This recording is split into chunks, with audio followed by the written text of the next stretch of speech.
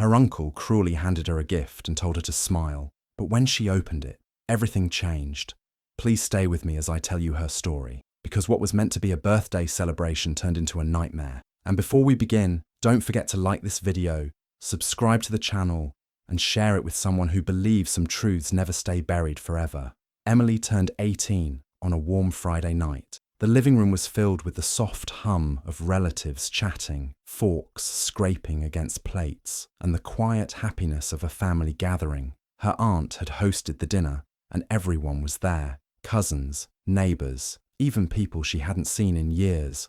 But no one expected Rick to show up. Her uncle, the man who had raised her after her parents died in a fire when she was just 8 years old. The man she hadn't spoken to in 2 years. He walked in late, smiling like he belonged there, like nothing had happened, like the past wasn't soaked in shadows. He greeted everyone, shook hands, laughed, and then he walked over to Emily, holding a small, gold-wrapped box. He handed it to her and said, "Smile, just like your mother used to."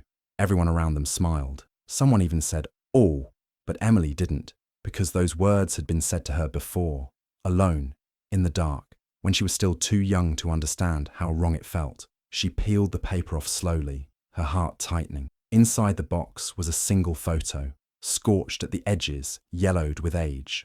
Her mother, in a white dress, crying, and behind her stood Rick, not smiling, just watching. Everyone laughed, thinking it was a weird prank.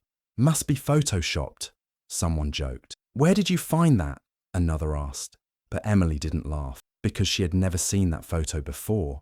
And something about it, the way her mother's eyes were wide with fear, the burns on her dress, Rick's expression, it wasn't funny, it was real, and it wasn't meant to be found. She looked up. Rick was staring at her across the room, not smiling anymore, just waiting, watching. That gift wasn't a joke, it wasn't a mistake, it was a warning. And for the first time, Emily realized he remembered everything, and he was daring her to remember too. Emily couldn't sleep that night. The photo in the gift box stayed in her mind. She kept seeing her mother's face, scared, crying, her dress partly burned, and Rick standing behind her. It didn't feel like a joke, it felt like a warning, like something she was supposed to forget, but she couldn't. The next morning, Emily decided to talk to Rick. She asked him, calmly, where he got the photo from. He looked at her and laughed. He said she was overthinking it, being dramatic, that she always made things bigger than they were. He told her to let it go, that it was just an old memory, but something in his eyes told her not to believe him. That night, when everyone was asleep, Emily climbed into the attic of her aunt's house, the place where some of her old childhood things were kept. She hadn't been up there in years. Dust covered everything. Boxes were stacked high, filled with books, toys, and photo albums. Then, behind a few boxes, she saw something strange. A wooden chest, small and locked. The lock was old and rusted, but she managed to pry it open with a screwdriver. Inside the box were letters, burned at the edges, barely readable. They were written by her mother. Some were to her father. Some were notes never sent, but one stood out. It was a journal page with shaky handwriting. It said, "If anything happens to us, Rick is not to raise Emily. Please. If you find this, protect her." Emily sat there in the dark attic, her heart racing. Her mother had tried to warn someone. She had known something bad might happen, and she hadn't wanted Rick to take care of her, but he had, for 10 years.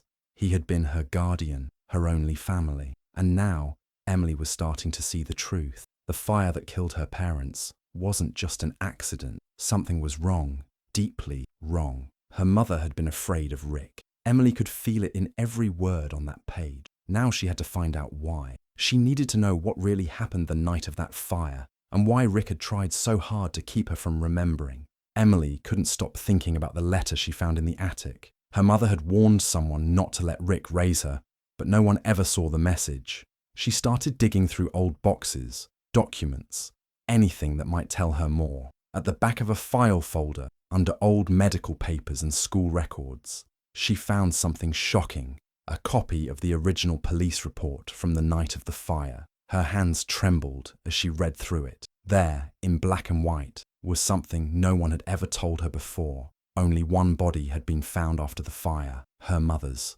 burned almost beyond recognition. And it had been Rick who identified her. Her father's body was never found. There was no explanation, no evidence of him leaving, no trace, just gone.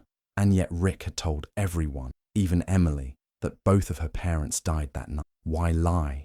Emily knew she had to go further. She reached out to people who worked the case years ago. Most didn't respond, but one man did, a retired firefighter who had helped put out the flames that night. When they met, his face went pale the moment she said her parents' names. He remembered the case, and he remembered something strange. The smoke alarms in the house had been disabled, not broken, removed. Wires pulled out from the wall. Someone had done it on purpose, someone who knew the house, someone who had a reason. He also told her that the report mentioned Rick's name several times. Rick had been the one to call 911. Rick had been the one who led the officers through the property. And Rick had been the one to clean up the remains, sell the house, and claim the life insurance. But no charges were ever filed. No one looked further. Emily felt cold all over. Everything she'd believed for the last 10 years was starting to fall apart. Her parents didn't just die in a fire. Her father's body was never found. Her mother was terrified. And Rick had been the last one with them, the one who came out alive. She had trusted him. Now, she wondered if he had killed them. Emily couldn't stop now, not after everything she had uncovered. Her mother's warning, the missing body of her father, the lies Rick had told everyone, including her. She needed answers, real answers. She started digging into property records, financial documents, anything that could show what Rick did after her parents died. That's when she found it. Rick had sold her parents' house just 3 weeks after the fire, not months later. Not even enough time for a full investigation. And even worse, he didn't sell it as the legal guardian of Emily. He sold it as the owner. Somehow, he had transferred the deed into his name. When she checked the transaction records, everything had been done quietly through a hidden trust. A trust that listed Rick as the sole beneficiary. Emily felt sick. Her childhood home, the place where her parents had raised her, was now listed as a luxury vacation rental. People were staying there every weekend, lounging by the same fireplace that had once turned her life to ash. She clicked through the photos online and saw it had been remodeled, painted, made to look cozy. But to her, it still looked like the place where everything went wrong. She needed to see it for herself. So she made a booking using a fake name and arrived on a Friday evening with just a backpack. She walked through the front door and froze. The smell was different, but the shape of the rooms, the hallway, the staircase, it all hit her like a wave. She wandered through the house quietly, her fingers brushing along the walls. Something pulled her upstairs, into what used to be her parents' bedroom. There, under the floorboards by the window, she found something loose. She lifted it gently, and underneath, wrapped in cloth, was her mother's gold necklace, the one she used to wear every day. Emily's hands shook as she unwrapped it. Alongside the necklace was a small flash drive, dusty and hidden for 10 years. Emily didn't know what was on it, but her mother had hidden it for a reason. And Rick had done everything he could to keep her from finding it, including pawning her mum's other jewelry just weeks after the fire. Now she had proof that Rick had taken not just their house, but their money, their memory, and maybe their lives. But the truth was starting to come back, piece by piece. Emily waited until she was alone in her small apartment before plugging the flash drive into her laptop. Her heart was pounding so loudly it echoed in her ears. The folder held only one file, a video. It was grainy, dark, and shaky, like it had been recorded in secret. She hit play. The screen lit up with her mother's face, pale, frightened, eyes darting around like she was listening for something. She was in a room Emily didn't recognize. Maybe the attic, maybe a basement. Her voice was barely a whisper. "If this ever gets out," her mother said, "Rick did it. He wants me gone. He tried before. He said the only way we could be a family again was if..." She paused, as if she couldn't finish the sentence. "He's dangerous.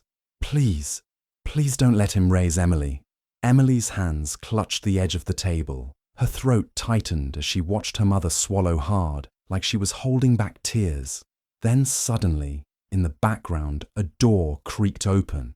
Her mother's eyes widened. She gasped, and the video cut to black. Emily sat frozen. For a long time she didn't move. That small video, hidden for 10 years under a floorboard, had just shattered everything she had left of her old life. Her mother had known Rick was dangerous. She had begged someone, anyone, to stop him. But no one had found the video. Until now, Emily couldn't keep it to herself. She needed people to see it, to hear her mother's voice. So she created a fake email and sent the file to a popular true crime YouTube channel known for exposing cold cases. She didn't include her name. She didn't need credit. She just wanted the world to know what happened. The video went viral in under a week. Millions of views, thousands of comments. People were shocked, horrified, calling for the police to reopen the case. News outlets picked it up. Journalists started digging.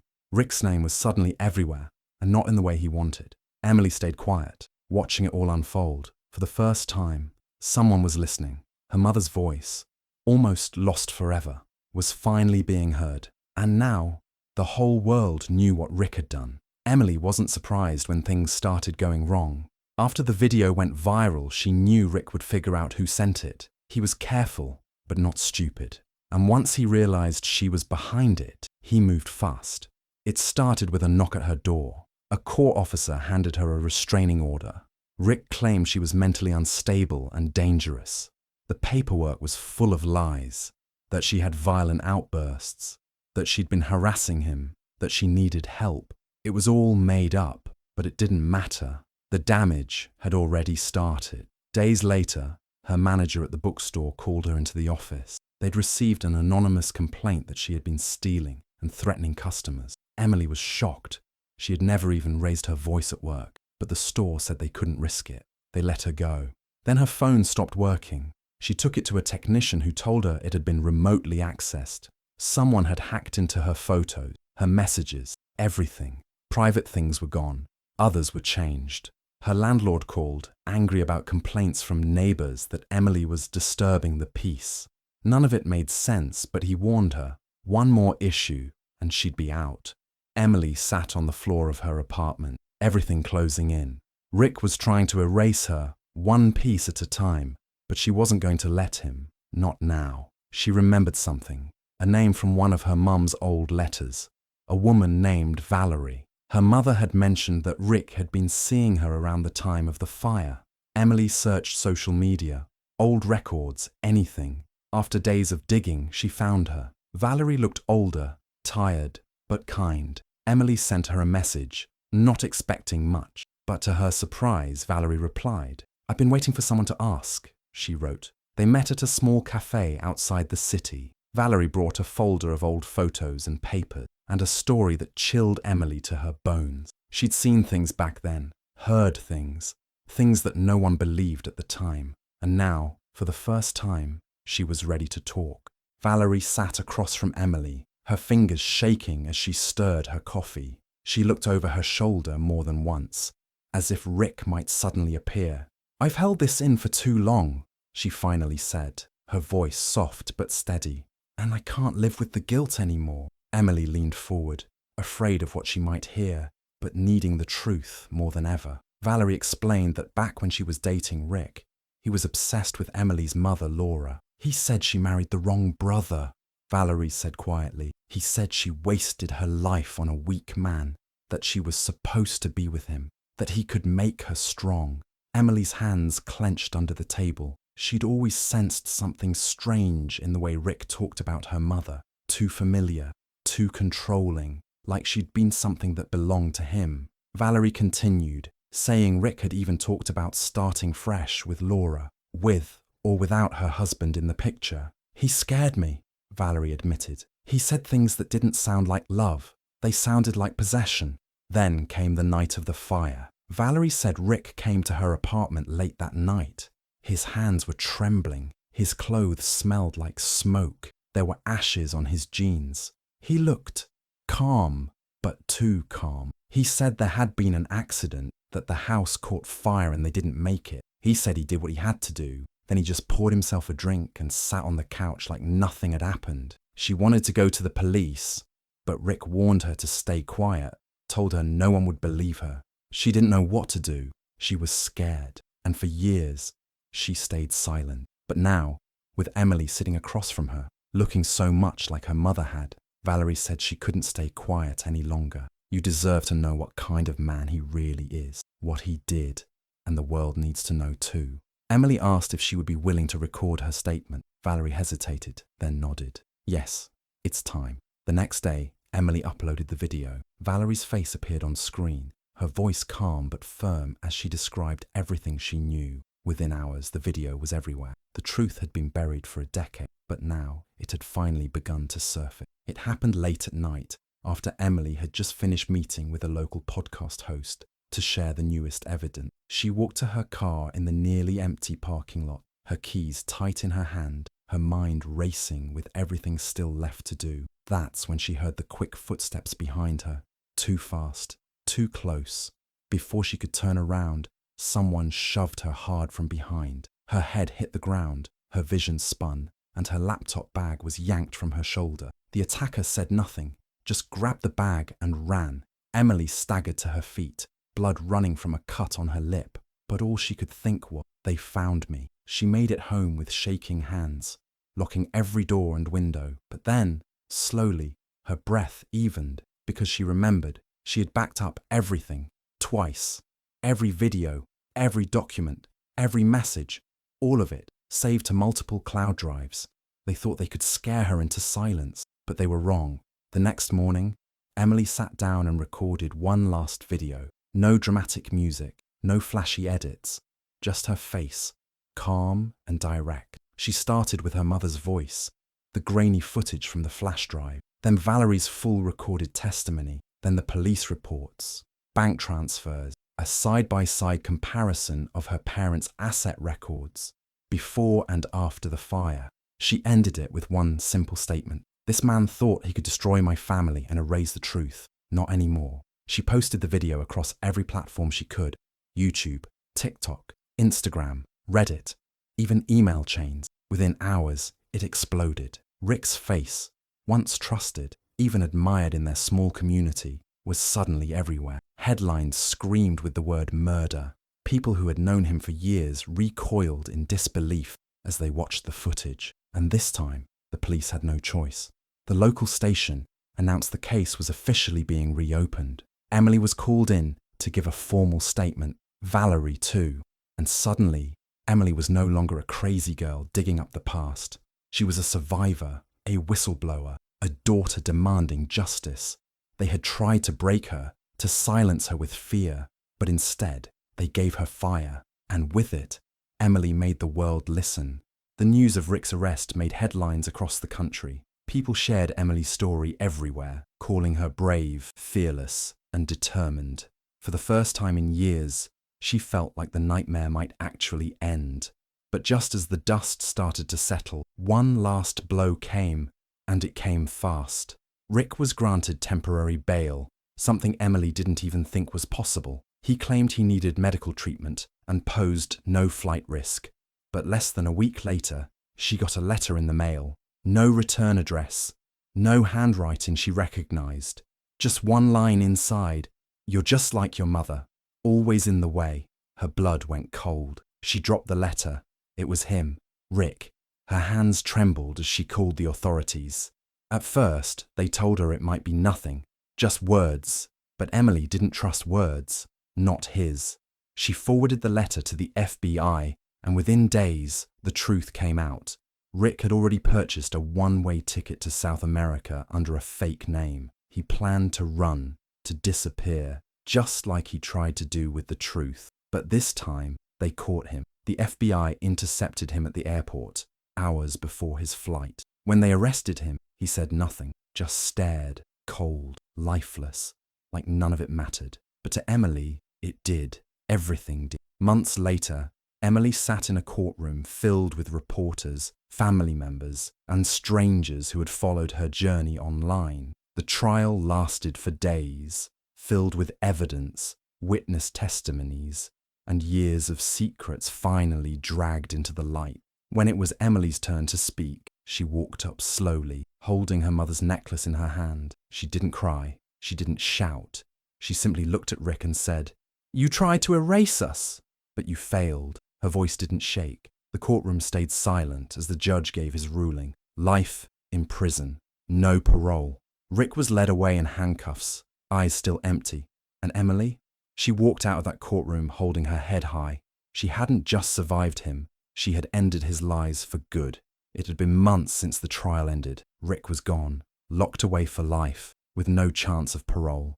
Emily had moved into a small apartment on the edge of town. Quiet, simple, safe. For the first time in years, she could breathe. One rainy afternoon, while unpacking an old box she had kept sealed since the fire investigation reopened, she found her mother's journal. She had skimmed through parts of it before, during the search for truth, but never finished it. Her fingers trembled as she turned to the final page. The handwriting was a little faded, but her mother's voice echoed clearly in her heart.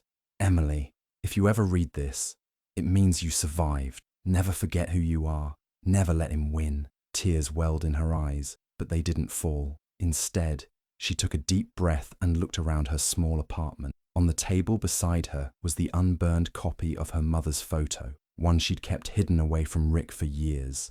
She gently placed it in a frame and hung it on the wall above her desk. The woman in the picture was smiling, and this time, Emily smiled too. Not because she had to, not because someone told her to, but because she had made it out. Because after everything, the fire, the lies, the gaslighting, the court, the fear, she had survived. She had kept her mother's voice alive. She had found the truth, and now she was free. Do you think Emily was right to go public with everything, even though it put her in danger? Or should she have handled things more quietly? Let me know what you think in the comments. I'd really love to hear your thoughts. And if you want more powerful stories like this, don't forget to subscribe and hit the notification bell so you never miss an update.